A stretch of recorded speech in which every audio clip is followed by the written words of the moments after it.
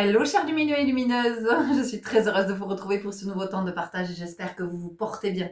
Ce matin, je viens vous parler de nos relations, de cette complexité de la relation, de cette complexité de la relation à l'autre, qui pour moi est complexe en ce sens que déjà notre relation à soi est très complexe. Pour beaucoup d'entre nous, nous ne sommes pas conscients d'être en relation à nous et de sur quoi nous nous sommes construits. Nous ne sommes pas conscients que nous avons des croyances, nous ne sommes pas conscients que nous portons des blessures et des mémoires qui sont inhérentes à ces blessures. Nous ne sommes pas conscients que nous avons mis en place des mécanismes, nous ne sommes pas conscients que nous avons mis en place des schémas, des fonctionnements, soit qui nous ont été transmis par notre lignée, soit qui nous ont été transmis par la société, soit que nous avons nous-mêmes mis en place parce qu'à un moment donné, il y a eu le sentiment que nous devions nous protéger peut-être, ou alors coller à une réalité que nous avons vécue et que nous avons acquise comme généralité, comme croyance. Et donc un schéma, un mécanisme s'est mis en place et ce mécanisme est là. Et il est très très inconscient. Ce que je voudrais vous partager par rapport à nos relations, c'est que alors quand nos relations sont fluides, quand on est dans de belles relations, tout est magique, tout est formidable, c'est wonderful, beautiful.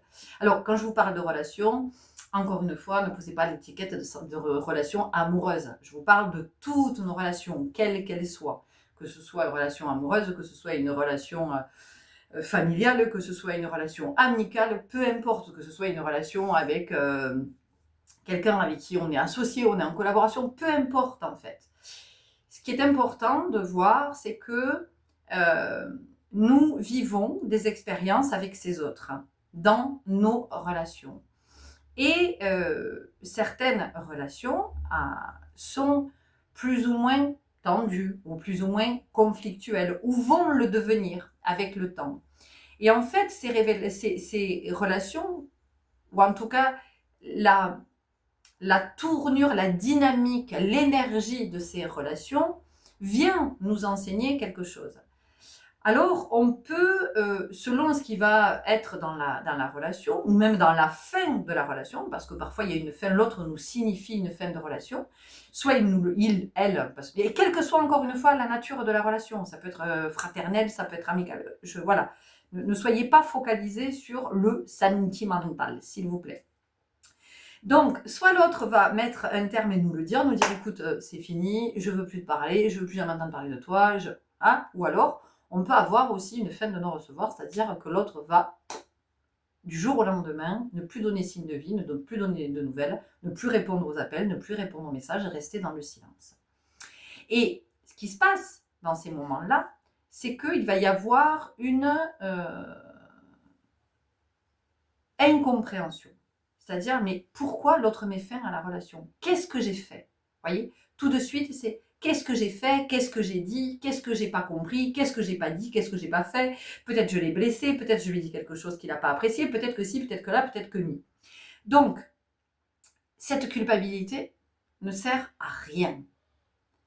Effectivement, je peux m'interroger, je peux être dans une forme d'introspection, de me dire, est-ce que dans mes relations, j'ai tendance à être plutôt frontale? Est-ce que dans mes relations, j'ai tendance à dominer l'autre? Est-ce que dans mes relations, j'ai tendance à parler, à faire la place de l'autre? Est-ce que dans mes relations, je ne laisse pas la place à l'autre? Est-ce que dans mes relations, je n'écoute pas l'autre? Est-ce que dans mes relations, vous voyez? Oui, là, c'est très intéressant de se poser cette question pour observer qu'est-ce qui fait que je sois dans cette dynamique, d'où c'est né, d'où ça vient, parce que ça vient bien de quelque part. Si je suis dans cette dynamique-là, si je suis dans cette énergie-là, c'est que c'est quelque chose que j'ai mis en place à un moment donné. Donc, ce qui va être intéressant, toujours, c'est de remonter à la racine, de remonter à l'origine. Qu'est-ce qui fait que j'ai mis ce mécanisme en place? Et puis, parfois, on essaie, on demande à l'autre, et l'autre ne répond pas. D'accord? Et on s'accroche, et on s'accroche, et on s'accroche. Et en fait, ce qu'on ne comprend pas, c'est que quand on fait tout ça, on essaie de contrôler. C'est même pas qu'on essaie de contrôler la relation, c'est qu'on essaie de contrôler l'autre. Et ça, c'est important de l'entendre. Et ce qu'on ne voit pas dans ces moments-là, c'est que c'est ce que l'autre est en train de révéler chez nous. Voilà. Qu'est-ce que ça vient? Où est-ce que ça vient appuyer? À quel endroit ça vient appuyer chez moi? C'est pareil pour les relations qui sont conflictuelles, quand votre relation se dégrade.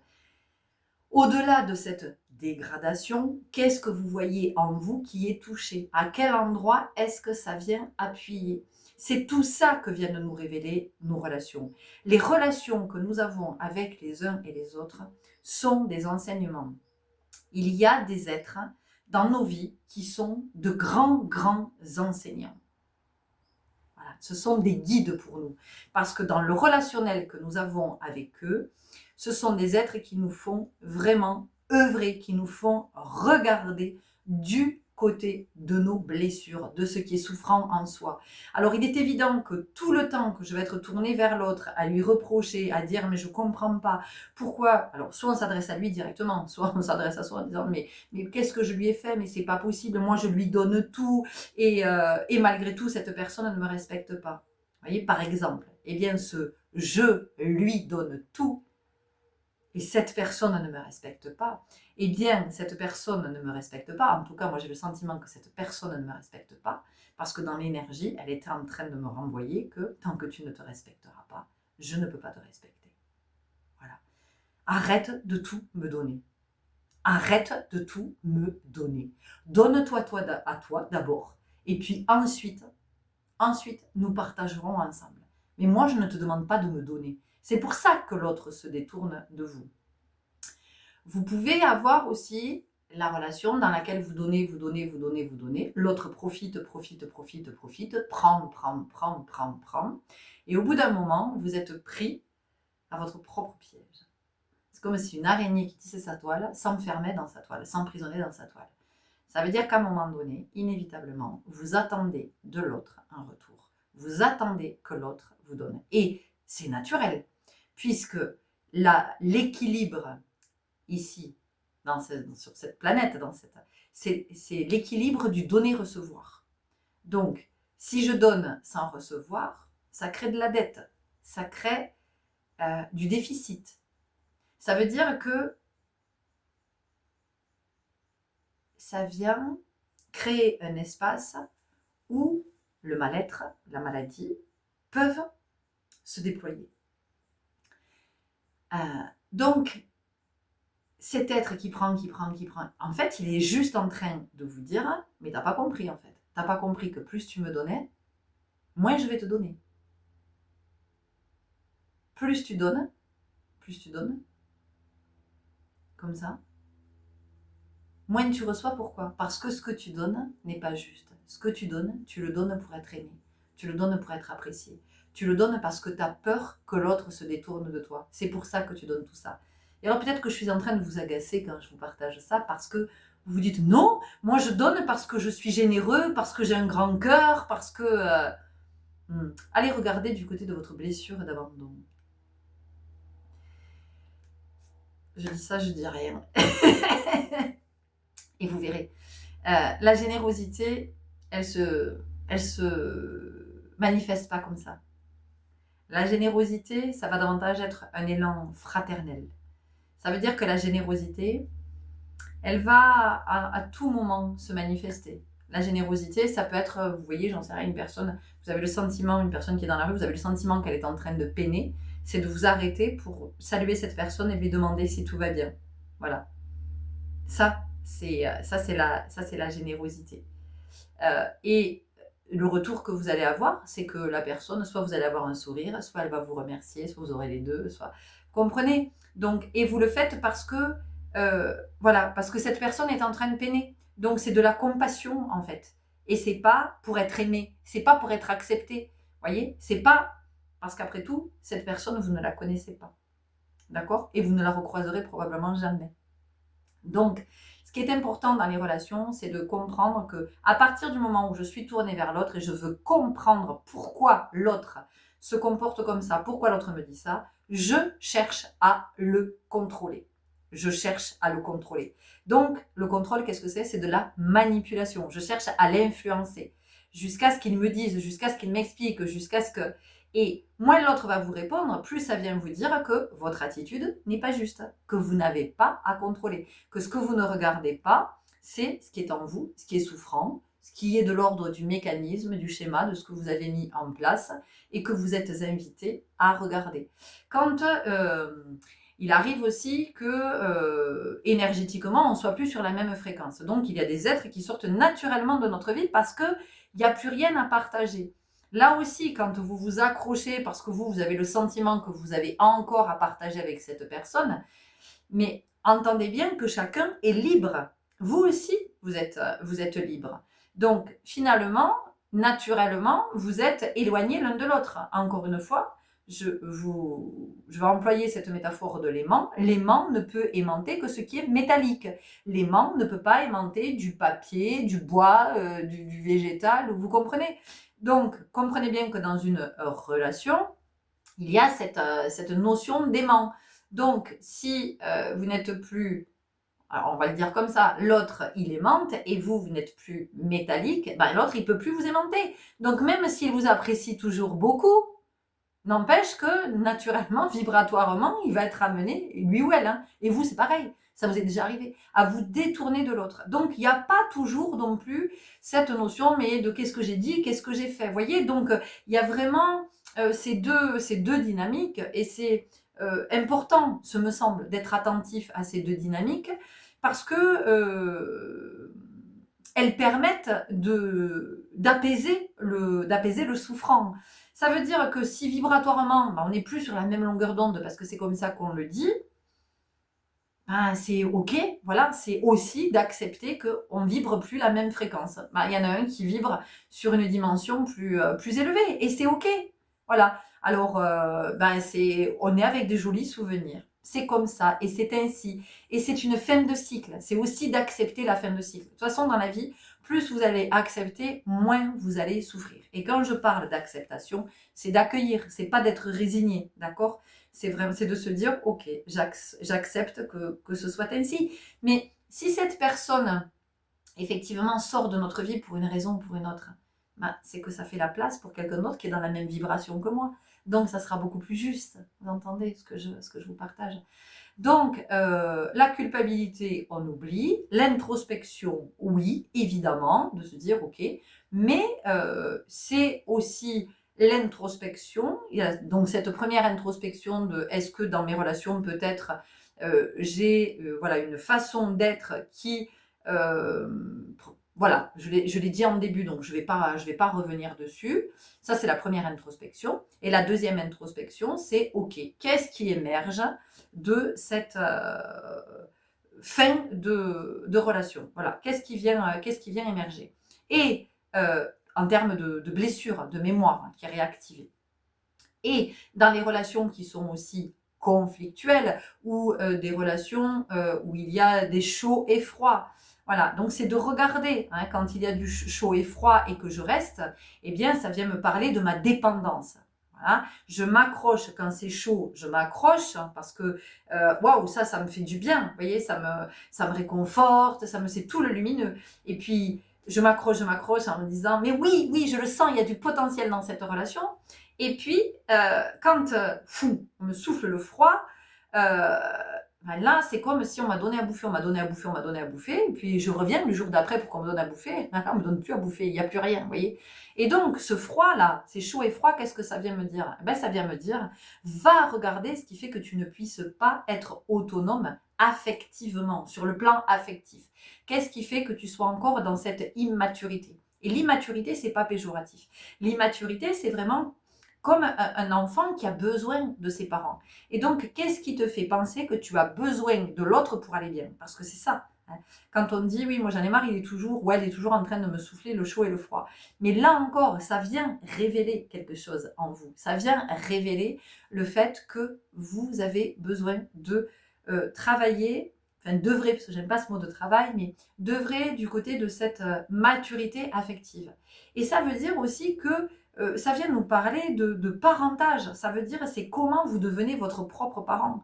Parce que vous avez grandi dans un contexte qui était insécurisant, qui fait que... et je ne suis pas en train de faire un procès à vos parents, hein, c'est juste une observation. En tout cas, vous l'avez vécu comme ça. Une insécurité sur le plan affectif et émotionnel, de fait. Et vous vous êtes construit comme ça. Et donc, vous cherchez toujours... de toute façon, si vous êtes en relation avec des êtres qui vous soufflent le chaud et le froid, hors un parent, hein, on va parler amis, collègues, même de vos enfants, hein, voilà. C'est parce que c'est ce que vous avez vécu avec un de vos parents. On vous a soufflé le chaud et le froid constamment. Et donc, c'est un modèle que vous connaissez. Donc pour vous, il n'existe que ce modèle-là. Et donc, dans toutes vos relations, vous allez vibratoirement attirer ça parce que c'est le seul mode relationnel que vous connaissez. Le chaud et froid.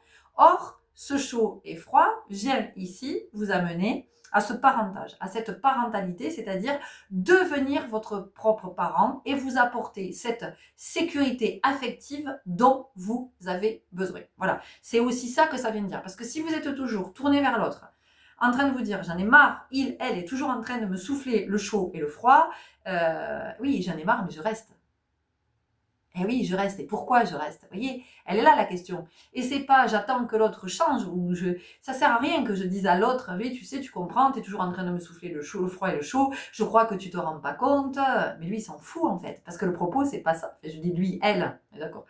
Le propos c'est pas celui-là. Le propos c'est vous de regarder vous cette dépendance affective, cette immaturité affective, ce qui fait que vous ne soyez pas encore autonome sur le plan affectif. Et vous pouvez vous dire, moi je suis très indépendante, je suis très indépendante. D'ailleurs, il n'y a personne dans ma vie.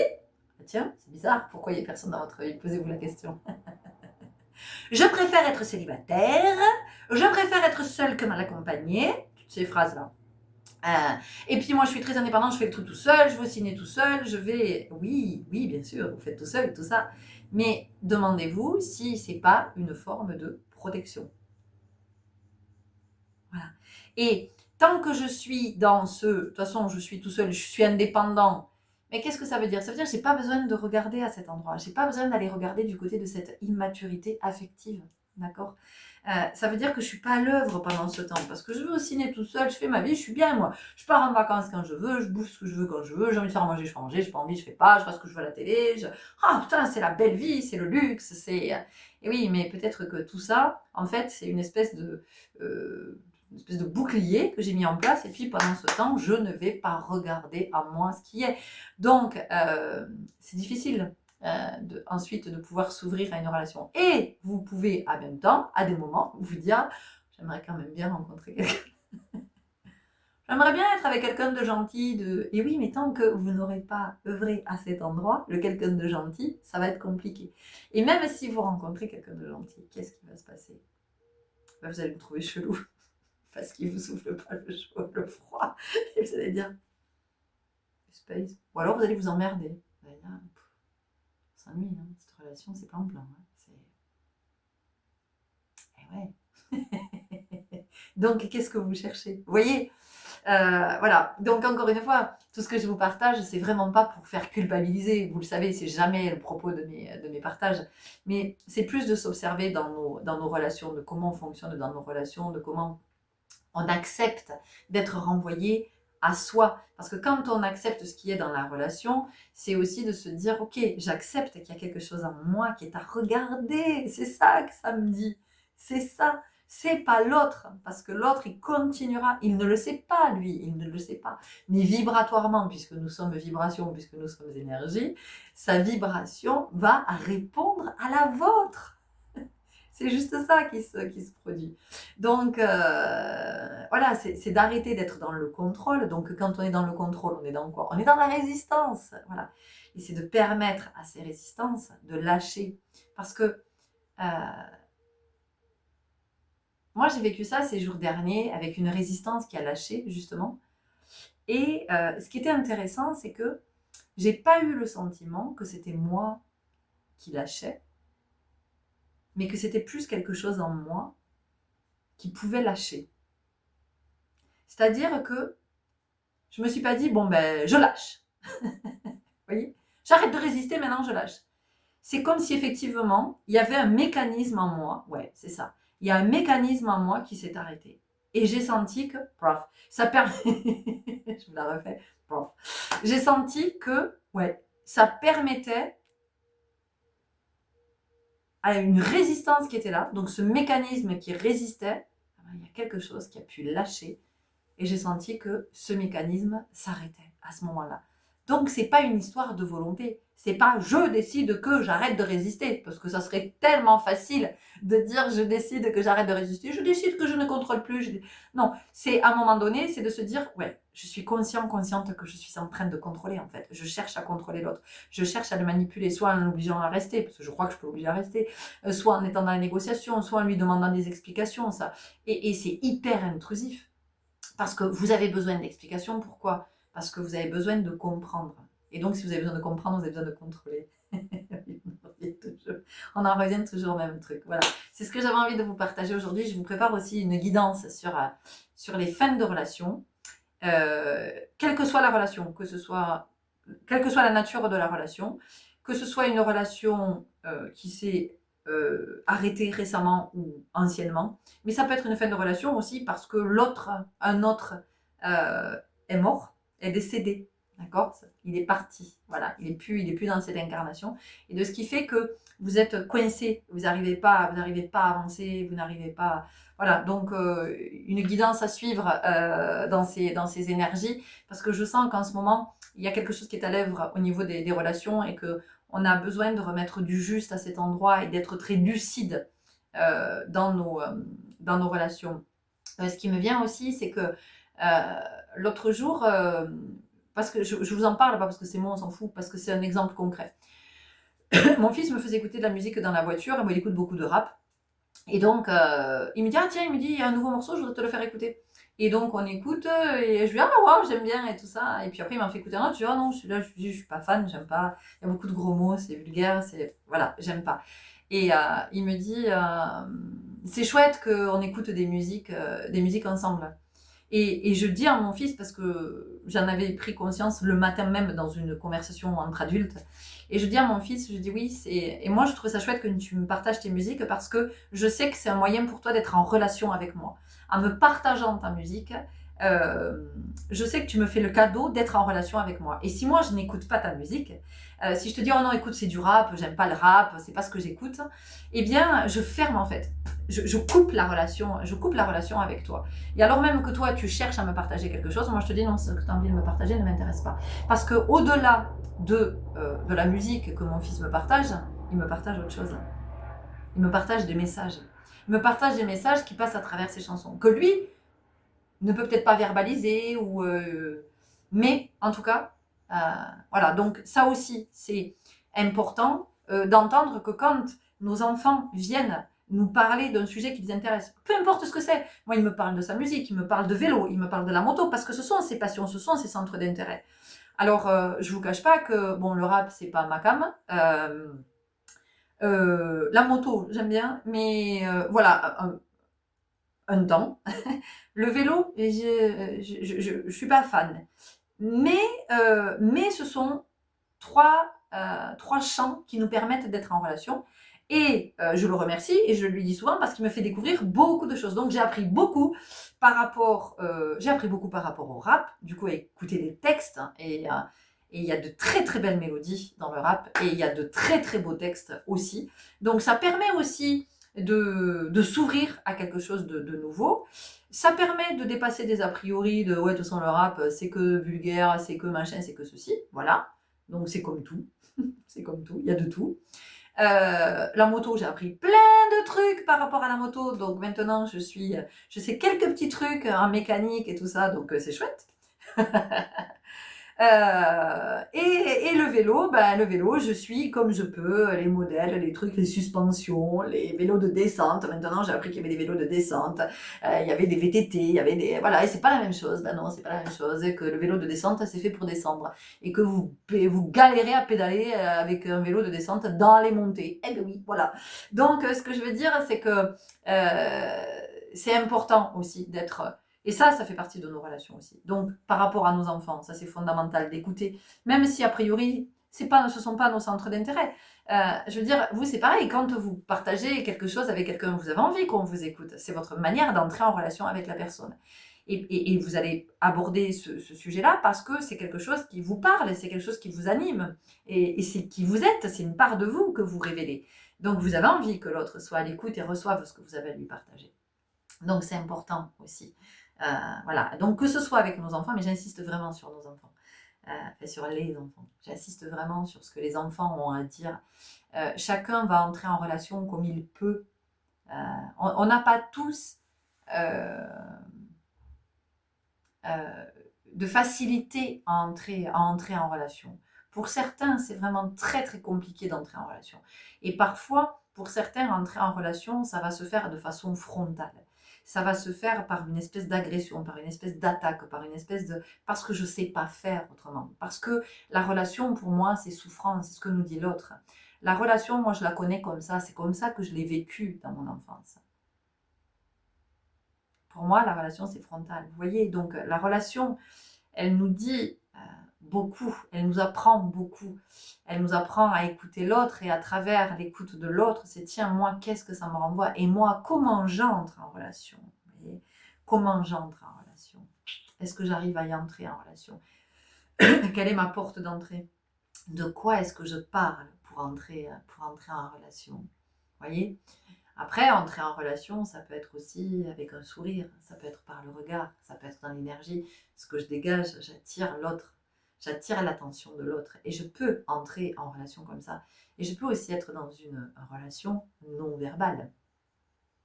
Voilà. Le silence est une relation. Oui, pour moi. Le silence est une relation. Ok?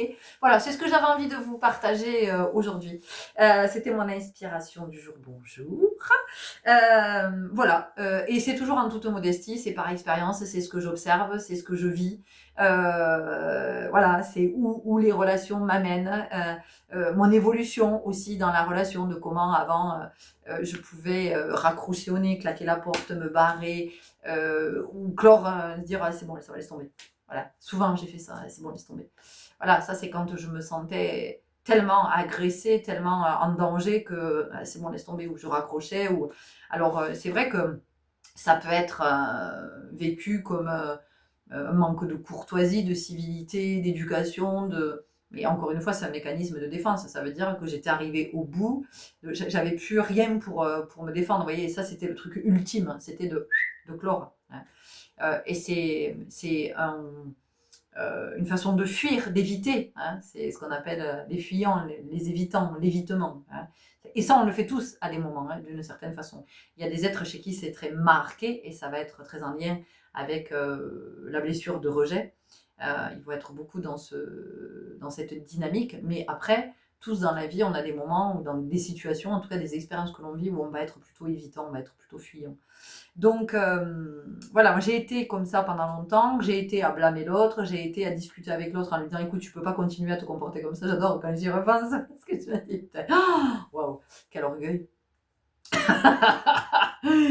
Quel orgueil voilà, de dire à l'autre Alors après, évidemment que on vient aussi dans la relation poser sa limite. Il est évident que si l'autre me parle mal, c'est de lui dire écoute, non, par contre, je ne suis pas du tout d'accord avec le fait que tu me parles comme ça. Voilà, ça c'est juste pas possible là. Voilà, il y a aussi la limite à poser. Je veux dire, c'est pas oui, j'accepte tout, vas-y, parle-moi mal, insulte-moi. Non, non, il n'est pas du tout question de ça. Mais c'est aussi, vous voyez, ça vient aussi nous amener à nous dire ah tiens, quelle est ma limite? Et est-ce qu'une fois que j'ai posé la limite, je la fais respecter, la limite? Vous voyez? Et puis, c'est toujours cette notion aussi de respect. Hein, voilà. Mais les relations, on pourrait en parler pendant des heures et des jours et des mois et des années, parce que c'est tellement la relation, elle est au centre de tout. La relation, elle est qui nous sommes, elle est le principe même de la vie, c'est-à-dire que nous sommes toujours en relation, tout le temps, avec tout le vivant, avec les éléments. Hein, on est toujours en relation. Donc voilà, c'est ce que j'avais envie de vous partager aujourd'hui, avec aussi cette observation de mon évolution dans la relation, avec qui j'ai envie d'être en relation, avec qui j'ai plus du tout envie d'être en relation, de comment Je peux maintenant me positionner. Quand avant, je pouvais me laisser envahir. Aujourd'hui, c'est fini, je ne me laisse plus envahir. Je me positionne de comment je peux prendre de la distance, de comment je peux aussi m'autoriser à ne pas me laisser envahir par des trucs qu'on est en train de me partager. Moi, il est évident que si on est en train de me partager, oui, un tel, il a fait ci, il a fait ça, je stoppe de suite. Je dis, écoute, ça ne m'intéresse pas en fait. Ça m'intéresse pas, soit parce que je connais pas la personne, soit parce que la personne n'est pas là, donc il n'est pas question de parler d'elle quand elle n'est pas là. Voilà, si elle a envie de me raconter sa vie, elle me la racontera, mais en l'occurrence, c'est pas à toi de me raconter. Vous voyez, donc là aussi, là je coupe, voilà. Je me laisse plus embarquer dans des sujets de discussion, dans des où j'ai pas envie en fait. Donc là aussi, je détourne la conversation parce que, alors vous allez me dire, oui, mais tu as dit tout à l'heure que c'était aussi écouter l'autre. Ce que je veux dire, c'est que quand c'est pas juste pour moi et que c'est une notion d'intégrité, alors non, je me laisse pas aller, dans ce champ-là. Et je peux, à un moment donné, laisser l'autre parler, dire ce qu'il a à dire, mais par contre, moi, je ne participerai pas à ce que je laisse devenir un monologue parce que j'ai pas envie de me laisser entraîner dans ce genre de débat ou de considération ou de quand on est à critiquer ou j'ai pas envie. Donc voilà. Et ça, c'est pas simple à faire parce que l'être humain, il est vite dans la torsion, hein, on est vite happé.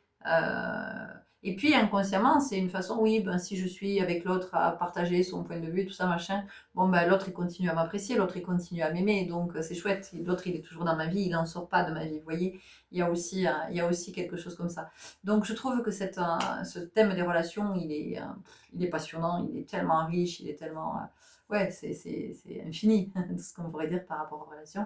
Et puis parce que 2025 aussi nous fait beaucoup œuvrer du côté de nos relations et de comment effectivement il y a de la distance qui s'installe avec des êtres avec qui on était proches et c'est de sentir que c'est ok en fait, il n'y a plus cette vibration, il n'y a plus d'affinité. Ça ne veut pas dire que ces êtres-là ne sont plus dans notre cœur et que on ne les apprécie plus ou qu'on ne les aime plus. Enfin, c'est juste, oui, il y a toujours de la tendresse, il y a toujours de l'amour, il y a toujours de l'affection. Mais il y a plus ce truc, il n'y a plus cet élan d'être en contact et d'être. Et d'ailleurs, non seulement ça ne nous vient plus à l'esprit de les contacter, d'aller les voir, mais on va aussi être comme détourné, c'est-à-dire que vous pouvez vous dire, ah ben tiens, oui, allez, il y a longtemps que j'y suis pas allée, je vais prendre des nouvelles, ou il y a longtemps que... Et hop, vous êtes happé par autre chose. Vous voyez, il y a quelque chose qui vient vous chercher pour vous dire, mais non, mais si t'écris, c'est pas en sincérité en fait, si t'y vas, c'est pas en sincérité, c'est comme une façon de te justifier parce que tu es peut-être un peu dans la culpabilité, parce que tu prends plus de nouvelles, ou vous voyez, il y a quelque chose comme ça aussi. Et donc, oui, c'est d'accepter aussi ça, cette évolution, cet état-là de, bon, ben, c'est ok, je porte toujours la personne dans mon cœur, mais j'ai plus cet élan à lui écrire ou lui parler ou aller la voir. Ou, vous voyez, il y a aussi ça, et c'est d'être ok avec ça, c'est d'accepter que ce soit le mouvement de la vie, que ce soit le cycle, et plus on évolue, plus on monte en vibration, plus on guérit nos blessures, ben plus on s'éloigne, et plus... voilà, et alors il y a quelques êtres dont on va rester très très proches, qui pour moi sont des âmes sœurs, vraiment, et ces âmes sœurs, bon, ben, vont rester dans notre vie, quoi. Voilà, elles seront là, et là il n'y aura pas de... on est... la vibration se suit en fait. C'est vraiment, il y a ce mouvement. Et même si on est très très à distance, même si, voilà, c'est là, c'est ainsi, c'est la même famille d'âmes. Et donc, voilà. Et donc, on a des âmes sœurs qui sont notre famille d'âmes et qui vont rester dans notre vie toute notre vie. Et en même temps, on a des êtres de notre famille. Et donc, on est de la même famille, issus de la même famille de sang, hein, voilà, dans cette vie. Et on ne va pas se suivre toute la vie. C'est ainsi, voilà. Mais c'est ok. Enfin, et il n'y a pas de, et il n'y a pas de rancœur, de rancune, de colère, et c'est pas tu m'as déçu, ça n'a rien à voir avec ça. C'est juste un état naturel, un état vibratoire contre lequel on ne peut rien. Je veux dire, c'est pas quelque chose qu'on cherche. C'est pas oui, je te parle plus, non, c'est juste que un jour on constate que c'est là, que c'est ainsi, voyez. Et là aussi, c'est... Mais vraiment, plus ça va, plus j'observe que accepter, c'est ce qui permet d'être en bonne santé. C'est ce qui permet d'être en bonne santé physique, c'est ce qui permet d'être en bonne santé émotionnelle, c'est ce qui permet d'être en bonne santé énergétique, physiologique, spirituelle. C'est ce qui permet d'être en bonne santé dans la vie. Voilà, c'est vraiment d'accepter ce qui est, d'accepter que ça se passe pas comme on aurait aimé que ça se passe, d'accepter que cette relation soit terminée, d'accepter que on avait peut-être vachement projeté et que, non, il n'y a rien de ce qu'on avait projeté. C'est d'accepter que de toute façon, tout est toujours au plus juste pour que ce soit le plus abondant pour les uns et pour les autres. Mais encore une fois, c'est quand je comprends que c'est ce qui est en moi que je suis invitée à regarder et pas ce qui est en l'autre. Voilà. Et quand je comprends ça, alors toutes mes relations prennent une autre dimension. Voilà, je vais vous laisser à cet endroit. Merci pour votre belle présence, merci pour votre écoute, merci pour votre soutien à faire vivre et grandir cette belle communauté. Bienvenue si vous nous découvrez, merci pour vos abonnements, merci pour tous vos partages. Merci aux belles âmes qui viennent jusqu'à moi pour des soins, pour des guidances. Je suis toujours en joie de vous accueillir, de vous accompagner, marcher un petit bout de chemin avec vous. C'est toujours d'une grande, grande richesse. Ça nous fait grandir. Je vous dis à tout bientôt. Salut.